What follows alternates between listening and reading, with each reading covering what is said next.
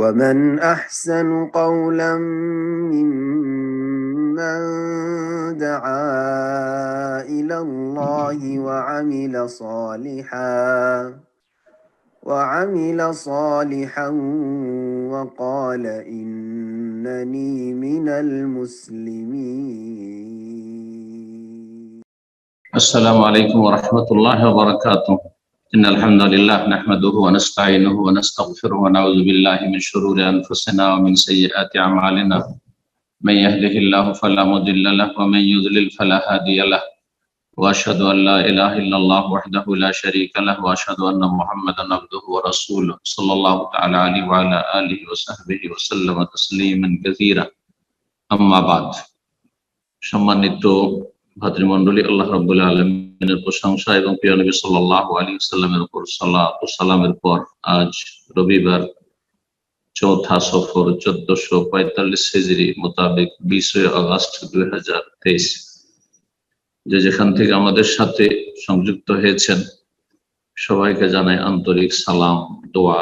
আল্লাহ রাব্বুল আলামিনের কাছে আপনাদের সকলের জন্য দোয়া করি প্রতিটি মুমিন মুসলিম যারা দিন শিখতে, আমল করতে এবং পালন করতে, সেই দিকে দাওয়াত দিতে আগ্রহী, বিশেষভাবে তাদের জন্য দোয়া করি আল্লাহ রাব্বুল আলামিন সকলকে সমস্ত অনিষ্ট বালা মুসিবত থেকে হেফাজতে রাখেন এবং সার্বিক কল্যাণ দান করেন, উপকারী জ্ঞান দান করেন, নেক আমলের তৌফিক দান করেন এবং সেই পথে অবিচল রাখেন, জান্নাতুল ফিরদৌস দান করেন, জাহান্নামের আযাব থেকে রক্ষা করেন। আমাদের ধারাবাহিক সাপ্তাহিক আলোচনা, যাতে অল্প সময়ের একটি ছোট্ট দার্স হবে, আর বিষয়বস্তু আমাদের হচ্ছে ফিকহুস সালাত, সালাতের মাসাইল, নামাজের বিভিন্ন মাসাইল নিয়ে আজকে এর পর্ব নম্বর 10। বিষয়বস্তু শুরুতুস সালাহ, সালাতের শর্তাবলী, নামাজের জন্য যে সব শর্তগুলি রয়েছে, নামাজের সালাতের বিশুদ্ধতার জন্য, শুরুতু সিহাতিস সালাহ বলা যেতে পারে, সালাতের বিশুদ্ধতার জন্য, সালাত সহি শুদ্ধ হওয়ার জন্য বা কবুল হওয়ার জন্য যেসব শর্ত রয়েছে, যদি এই শর্তগুলি না থাকে তো সালাত শুদ্ধই হবে না, সালাত শুদ্ধই হবে না। এখানে লেখক 6টি শর্ত উল্লেখ করেছেন। আগে দেখি লেখক যা বলেছেন, আর তারপরে যদি তাতে কোন রকমের আরো সংযোজনের প্রয়োজন হয় তো ইনশাআল্লাহ তাআলা আল্লাহ তৌফিক দিলে তার চেষ্টা করব। বলছেন যে সালাতের শর্ত সমূহের প্রথম শর্ত হচ্ছে আইয়াকুনাল মুসলিমু তাহিরান মিনাল হাদাসিল আসগারি ওয়াল আকবার। একজন মুসলিম যাতে করে ছোট নাপাকি বড় নাপাকি থেকে পাক পবিত্র থাকে। হাদাস হচ্ছে শরীরের আভ্যন্তরীণ অপবিত্রতা, নাপাকি, যেটা নাপাক বস্তুর মতো দেখা যায় না, পেশাব পায়খানার মতো, রক্তের মতো ইত্যাদি সব যেসব নাপাক বস্তু রয়েছে এগুলোর মতো দেখা যায় না। একজন মুসলিমের এই অপবিত্রতা যা দেখা যায় না তা দুই ভাগে বিভক্ত। আল হাদাসুল আসগার, ছোট নাপাকি বা ছোট অপবিত্রতা, আর হাদাসে আকবার মানে বড় নাপাকি, বড় অপবিত্রতা। ছোট নাপাকি হচ্ছে, ছোট অপবিত্রতা হচ্ছে ওযুবিহীন থাকা, ওযু না থাকা। তাহলে সালাত শুদ্ধ হওয়ার জন্য শর্ত হচ্ছে যাতে করে পবিত্র থাকে এই ছোট নাপাকি থেকে, মানে ওযু যদি না থাকে তো ওযু যেন করে নেয়। ওযু করতে সক্ষম না হয় বা ওযুর জন্য পানির ব্যবস্থা না থাকে তাহলে ওযুর বিকল্প তায়াম্মুম থাকে। ওযুও নেই, তায়াম্মুমও নেই, বিনা ওযুতে বিনা তায়াম্মুমে সালাত হবে না। ওযু করতে পারলে তায়াম্মুম তার বিকল্প নাই, পানির বিকল্প মাটি, যখন পানি পাচ্ছেন না অথবা পানি ব্যবহার করতে পারছেন না। ছোট নাপাকি তাহলে ওযুবিহীন থাকে বলা হয়। বড় নাপাকি হচ্ছে গোসল ফরজ হওয়া। আপনি এমন অবস্থায় আছেন যে আপনার গোসল ফরজে আছে, গোসল না করলে আপনি নাপাক। গোসল ফরজ, স্বপ্নদোষ হয়েছে, স্বামী স্ত্রী মিলন হয়েছে পুরুষদের ক্ষেত্রে, নারীদের ক্ষেত্রে অতিরিক্ত মাসিক থেকে পাক পবিত্র হয়েছে, মাসিক বন্ধ হয়েছে কিন্তু এখনো গোসল হয়নি, বা বাচ্চা ভূমিষ্ঠ হওয়ার পরে নেফাস হয়েছে, নেফাস বন্ধ হয়েছে কিন্তু এখনো গোসল হয়নি, তাহলে বড় নাপাকিতে রয়েছে। এই অবস্থায় গোসল না করে সালাত পড়লে সালাত হবে না। একজন মুসলিম নর হোক নারী হোক ছোট নাপাকি থেকে পাক হইতে হবে, অর্থাৎ উযু অবস্থায় থাকতে হবে, বিনা উযুতে নাই। আর বড় নাপাকিতে পাক থাকতে গোসল যদি ফরজ থাকে তো গোসল করতে হবে, তাহলে সালাত শুদ্ধ হবে। নবী সাল্লাল্লাহু আলাইহি ওয়াসাল্লাম হাদিস হচ্ছে লা ইয়াকবালুল্লাহু সালাতা আহাদিকুম ইযা আহাদাসা হাত্তা ইয়াতাওয়াদ্দা। সহিহ মুসলিমের হাদিস, আল্লাহ এমন ব্যক্তির সালাত কবুল করবেন না ইযা আহাদাসা, যদি হাদাস হয়ে যায়, সেটা বড় নাপাকি হাদাস হোক ছোট হোক। যদি ছোট নাপাকি হাতে যতক্ষণ ওযু না করে নেবে, আর বড় নাপাকি হলে গোসল না করবে। যদি এই হাদিসে ইযা তাওয়াদ্দা থেকে প্রতীয়মান হয় যে এখানে হাদাস মানে ছোট হাদাস, মানে ওযু যদি না থাকে, বায়ু নির্গত হয়েছে, এছাড়া ওযু ভাঙে যেসব কারণ রয়েছে, যে কোনো কারণ হয়েছে, ওযু নাই, তাহলে যতক্ষণ ওযু না করবে। সুনানে তিরমিজির প্রথম হাদিস, লা তুকবালু সালাতুন বিগাইরি তুহুর, বিনা পবিত্রতায় সালাত কবুল হয় না, মানে শুদ্ধ হয় না, সালাত শুদ্ধ হয় না, লা তুকবালু লা তাসিহ। সেই তাহারাত বড় নাপাকি থেকে ছোট নাপাকি থেকে, প্রথম শর্ত এটি। দ্বিতীয় শর্ত হচ্ছে শরীর, কাপড় এবং সালাতের স্থান পবিত্র থাকতে হবে নাপাক বস্তু থেকে, নাজাসাত থেকে। হাদাসের আলোচনা 1 নম্বর হইল। 2 নম্বর শর্ত হচ্ছে নাজাস থেকে, নাপাক বস্তু থেকে। শরীরে যেন পেশাব পায়খানা বা এমন কোন নাপাক বস্তু না লেগে থাকে, কাপড়ে যেন না লেগে থাকে, সালাতের স্থানে স্পষ্ট দেখতে পাচ্ছেন নাপাকি, এমন যেন না হয়। পাক পবিত্র থাকতে হবে শরীর, কাপড়, যে কাপড় আপনার শরীরে আছে, আর সালাতের স্থান। যদি কোনো কিছু না দেখা যায়, আল্লাহর জমিন আসল হচ্ছে পাক, তাহলে কোনো নাপাকি দেখতে পাচ্ছেন না, শুধু সন্দেহের ভিত্তিতে নাপাক না, আসল হচ্ছে পাক। 3 নম্বর শর্ত দুখুল ওয়াক্তিস সালাহ, সালাতের ওয়াক্ত শুরু হইতে হবে। সালাতের ওয়াক্ত শুরু হয়নি আর সময়ের আগেই সালাত পড়ে ফেললেন, এমার্জেন্সি আছে, কোথাও যাবেন, জোহরের মাথার উপর থেকে সূর্য ঢলেনি, পড়েনি, পড়ে নিলেন, সূর্য ডুবে নিলেন, তার 5 মিনিট আগে মাগরিব পড়ে ফেললেন, হবে না। যে কোনো সালাতের ওয়াক্ত শুরু না হলে সালাত হবে না।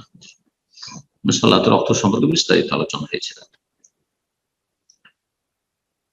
4 নম্বর শর্ত হচ্ছে ইত্তিখাযু যিনা বিসিয়াবিন সাতিরাতিল আওরাহ, শরীরের যে আবশ্যক ঢেকে রাখার অংশ, আওরাত যেটা বলা হয়েছে, পুরুষ হোক আর নারী হোক, পুরোটা এমন কাপড় দিয়ে আবৃত হইতে হবে যেটা পুরোটাকে ঢাকার মতো, এবং এর মাধ্যমে সুসজ্জিত হইতে হবে। এটি একটি সাজসজ্জা। মানুষের শরীরে পোশাক থাকাই হচ্ছে সৌন্দর্য,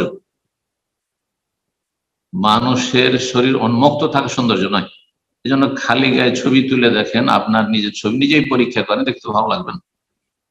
যত কাপড় রাখবেন, যত সুন্দর কাপড় হবে, তত ভালো লাগবে। কাপড় হচ্ছে জিনাত, অলংকার, সাজ। জি, সুতরাং বস্ত্রহীন হওয়া, উলঙ্গ হওয়া, অর্ধ উলঙ্গ হওয়া সভ্যতা নয়। যদি উলঙ্গ, অর্ধ উলঙ্গ হওয়া সভ্যতা হইতো, তাহলে পশু পাখি, কুকুর, শৃগাল, হিংস্র, যতগুলো পশু, সাপ, বিচ্ছু, কোন প্রাণী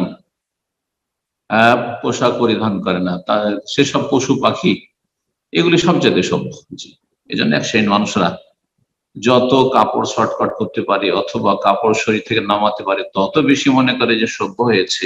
না, এরা অসভ্য, নিকৃষ্ট। এরা কাল আনাম, চতুষ্পদ জন্তুর মতো। এদের সম্পর্কে আল্লাহ কোরআন করছে। জি,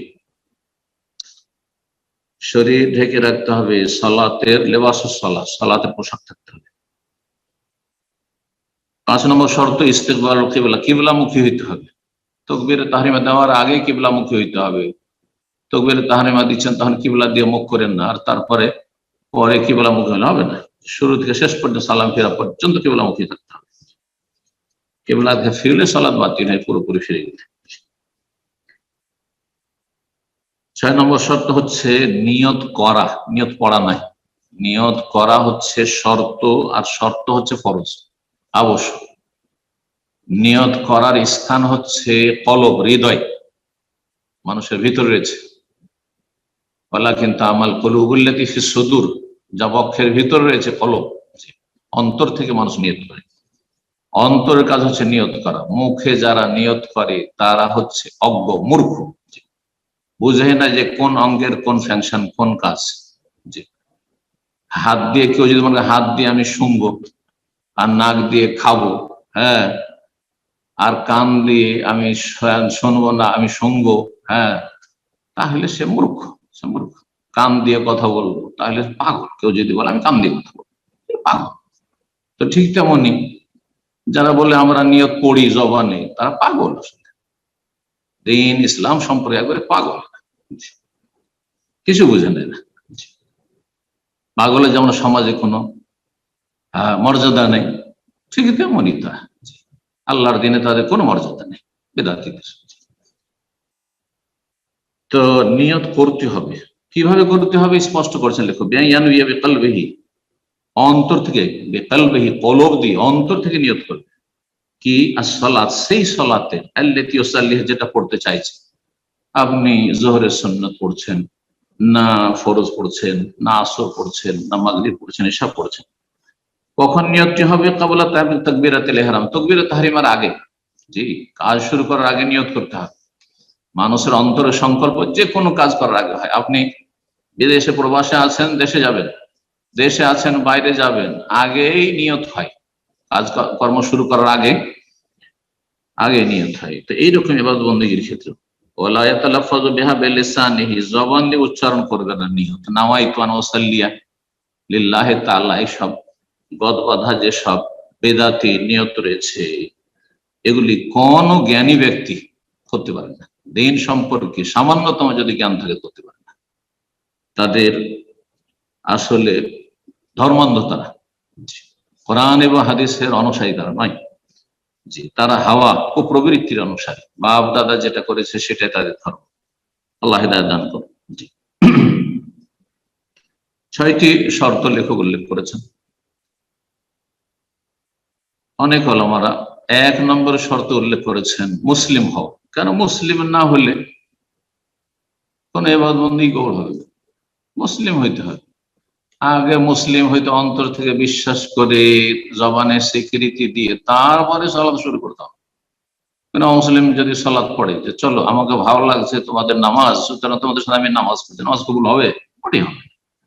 প্রথম শর্ত হচ্ছে যে একজনকে সত্যিকার অর্থে অন্তর থেকে বিশ্বাস করে মুসলিম হয়। অন্তরে বিশ্বাস করবে আর জবানে ঘোষণা করবে আশহাদু আল্লা ইলাহা ইল্লাল্লাহ ওয়া আশহাদু আন্না মুহাম্মাদার রাসূলুল্লাহ।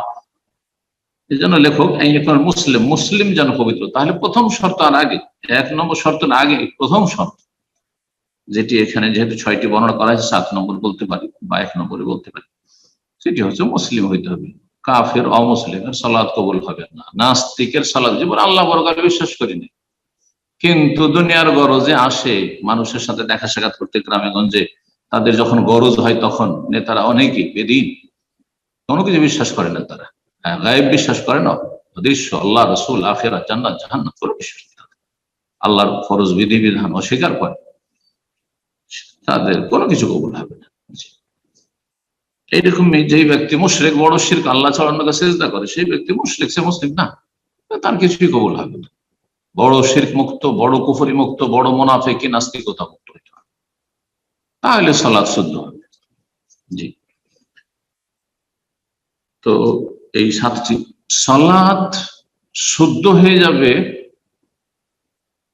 এমন শ্রেণীর মানুষ রয়েছে, সালাত শুদ্ধ হয়ে যাবে কিন্তু সালাত আর ফরজ নাই। আর তাদের সালাত ফরজ হওয়ার জন্য আরেকটি শর্ত বলা যেতে পারে, সেটা হচ্ছে সাবালক হওয়া। সাবালক, সাবালক হইতে হবে। নাবালক হইলে সালাত ফরজ নেই, নাবালকের সালাত ফরজ, নাবালিকার সালাত ফরজ নেই। সালাত ফরজ হওয়ার জন্য একটি শর্ত বলা যেতে পারে। সালাত ফরজ যে সুস্থ মস্তিষ্কের মানুষ, পাগলের উপর কোনো কিছু ফরজ নেই, কলম উঠিয়ে নেওয়া হয়েছে। কালামান সালাসা আনিল মাজনুন হাত্তা ইয়াফিক, যতক্ষণ পর্যন্ত পাগলের মস্তিষ্ক, বিবেক ফিরে না আসবে, হিতাহিত জ্ঞান ফিরে না আসবে। তো এটি একটি শর্ত যে বিবেক সম্পন্ন হইতে।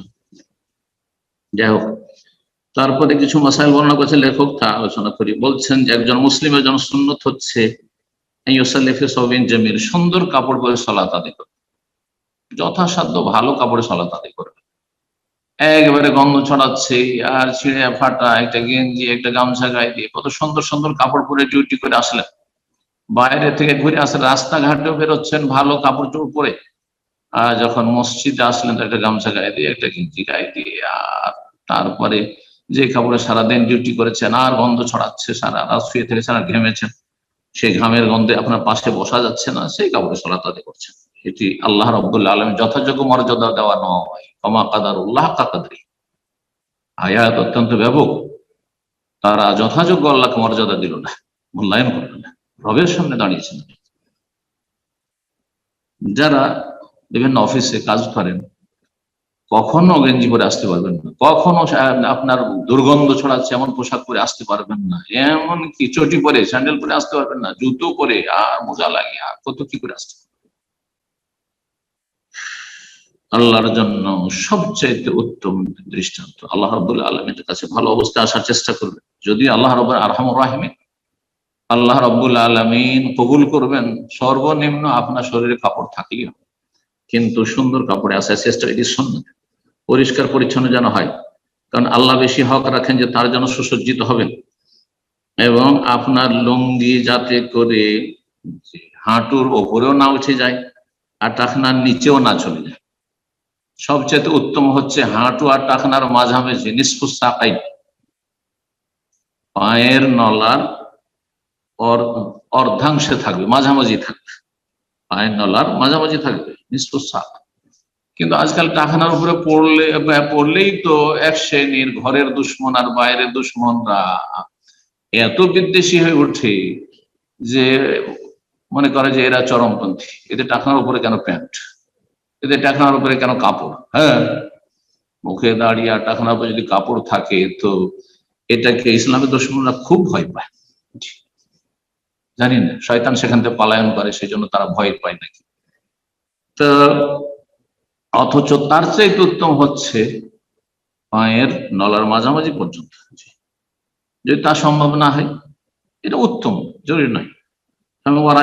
তাহলে পায়ের যে নলা তার নিচের দিকে রাখেন, কিন্তু ওয়ালাহাক আলিল কাবাইন ফিল ইজার, আপনার লুঙ্গি প্যান্ট পায়জামা আপনার জুব্বা যাতে করে দুই টাকনাতে না চলে যায়। টাকনার কোন অধিকার নাই যে কাপড় পুরুষদের ক্ষেত্রে যে আপনার টাকনা স্পর্শ করবে বা টাকনার নিচে নেমে যাবে, টাকনার নিচে নামলে কঠিন শাস্তি, টাকনা ছুঁয়ে যায় তো জায়েজ রয়েছে। এক্ষেত্রে আমাদের কিছু যুবক ছেলেরা বা আলেমরা বাড়াবাড়ি করে। নবী সাল্লাল্লাহু আলাইহি ওয়াসাল্লাম হাদিসটা একটু লক্ষ্য করুন, মা আসফালা মিনাল কাবাইন, দুই টাকনোর নিচে যা যাবে মিনাল ইজার, লুঙ্গি যতটা লুঙ্গি যাবে, যতটা প্যান্ট যাবে, পায়জামা যাবে, জুব্বা যাবে, তো টাকনোর নিচে যেন না চলে যায়। যদি টাকনার নিচে যায় ফিন্নার, তাহলে জাহান্নামে যাবে। তাহলে বোঝা গেল যে টাকনা যদি ছুঁয়ে যায় তাহলে সেটা হারাম নয়, যদিও উত্তম হচ্ছে টাকনার উপরে থাকবে।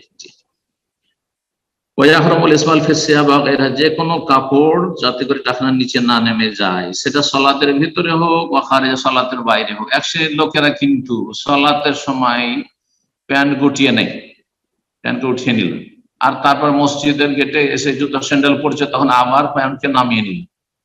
হ্যাঁ, এটা মোটেই ঠিক নয়, মোটেই জায়েজ নয়।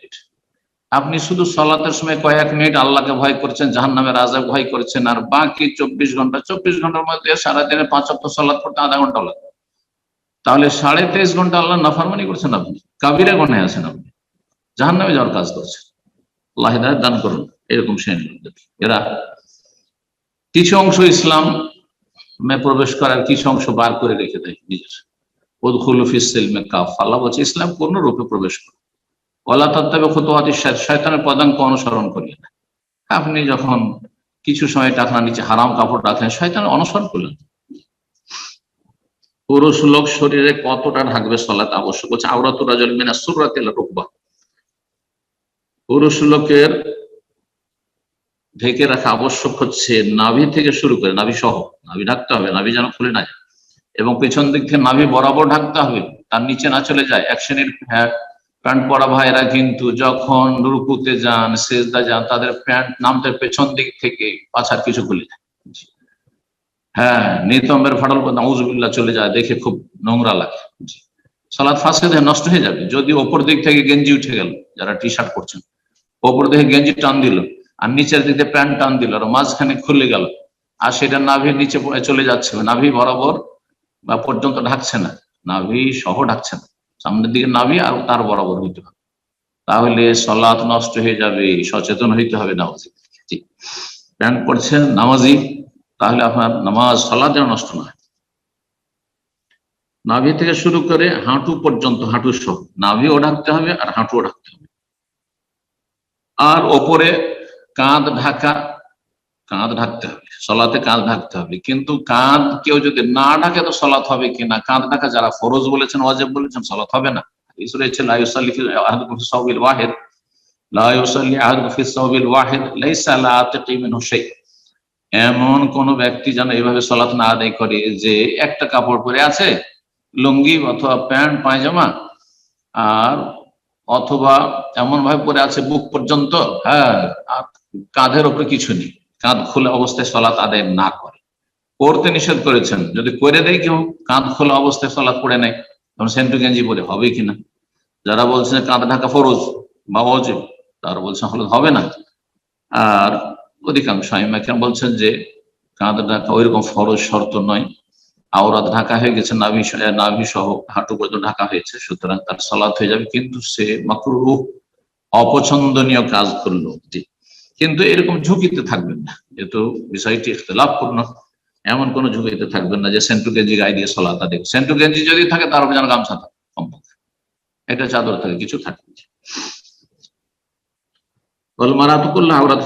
সালাতে মহিলার পুরো শরীর হচ্ছে আওরত, মানে ঢেকে রাখার বস্তু, আবৃত, পুরো শরীর আবৃত থাকতে হবে। একমাত্র ওয়াজহা, চেহারা, ওয়াকাফায়া, দুই হাত এই কবজি পর্যন্ত, ওয়াকাদমাহা, দুই পায়ের ক্ষেত্রে ইখতিলাফ রয়েছে। একদল উলামায়ে কেরাম বলেছেন, সালাফি উলামাদের অনেক সেগমেন্ট, বাদ রাহিমাহুল্লাহর ফতোয়া, অনেক আরব উলামা রয়েছেন, আর তার অনুসারে অনেকে বলছেন, হানাফিদের অনুসারে, যে পায়ের পাতা পর্যন্ত মহিলাদের ঢাকতে হবে। কিন্তু বিষয়টি সম্পর্কে শাইখ ইবনে উসাইমিন রাহিমাহুল্লাহ বলছেন যে এর অকাট্য কোনো দলিল নেই, স্পষ্ট কোনো দলিল নেই। সুতরাং এইভাবে আপনি একটি অস্পষ্ট দলিলের ভিত্তিতে, অকাট্য দলিল নেই, তারপরেও আপনি বলবেন যে কারো সালাত বাতিল, তার পায়ের তলা ঢাকা নাই, সেই জন্য না, বল এটি ঠিক না। কিন্তু ভালো, কেউ যদি পায়ের তলা পর্যন্ত ঢেকে রাখে, মহিলারা ভালো, পায়ের ওপর ভাগ পর্যন্ত যেন টাকনার নিচ পর্যন্ত, পায়ের ওপর ভাগ পর্যন্ত মহিলাদের ঢাকতে। তো বলছেন চেহারা, দুই পা আর দুই হাত, এগুলি মহিলারা খুলতে পারবে সালাত অবস্থায়। কিন্তু ফাইনা কানাত বিহাদরাত রিজাল আজানেব, যদি বেগানা পুরুষ থাকে, নন মাহরাম থাকে, সাতারাত জামিয়া বাদে, তাহলে গোটা শরীর ঢাকবে, তাহলে হাত মোজা লাগাবে, হাত ঢাকবে। এই নয় যে বেগানা পুরুষ হাত খোলা রাখবে। চেহারা ঢাকবে, অবশ্যই চেহারা ঢাকবে, পাও ঢাকবে, বিশেষ করে যুবতী হলে। হ্যাঁ, কারণ যুবতীর ওপর আকর্ষণ বেশি রয়েছে। কিন্তু বয়সিকা যদি হয়ে যায়, 50 হয়ে গেছে, 60 হয়ে গেছে, তখন বিষয়টি অনেকটা হালকা, যদিও তাদের ক্ষেত্রেও ঢেকে রাখা ভালো। জি, বেগানা পুরুষের সামনে হাত পা তাদেরও ঢেকে রাখা ভালো। জি। তারপরে বলছেন ফজরের সালাত সম্পর্কে, যে ফজরের সালাতের সুন্নত উত্তম হচ্ছে যে ভোরের অন্ধকারে শুরু করবে, ভোরের অন্ধকারই শেষ করবে, গালাসে শুরু করবে, গালাসে শেষ করবে। আর যদি কখনো কখনো এমন করে যে ভোরের অন্ধকারে শুরু করলো কিন্তু ফরসা হয়ে শেষ করলো, সেটা করা যেতে পারে। হানাফি মাযহাবের মুহাদ্দিস ইমাম তাহাবী রাহিমাহুল্লাহ দুই হাদিসের সমন্বয় করতে এভাবে তাবিল করেছেন যে নবী সাল্লাল্লাহু আলাইহি ওয়াসাল্লাম ভোরের অন্ধকারে যে শুরু করেছেন, শুরু করব আর ফরসা হয়ে শেষ করব। কিন্তু সঠিক হচ্ছে যে যেহেতু সহিহ বুখারীর হাদিস স্পষ্ট রয়েছে যে সাহাবিয়াতগণ রাদিয়াল্লাহু তাআলা আনহুন্না, তারা সালাত পড়ে ফায়ানসারিফুন নিসা, ও তারা বাড়িতে ফিরে যেতেন মসজিদ নববী থেকে, মুতালাফিয়াতিন বিমুরুতিহিন্না, তাদের বড় বড় চাদরে আবৃত হয়ে, মায়ুরাফনা মিনাল গালাস, ভোরের অন্ধকারে তাদেরকে চেনা যেত না। তাহলে সালাত পড়ে বাড়িতে যাওয়ার সময় ভোরের অন্ধকার থাকতো। এই জন্য ফজরের সালাতের ক্ষেত্রে উত্তম সুন্নত হচ্ছে যে ভোরের অন্ধকারে শুরু করবেন, শুভ সাদেক হওয়ার পরে, আর ভোরের অন্ধকারই শেষ করবেন।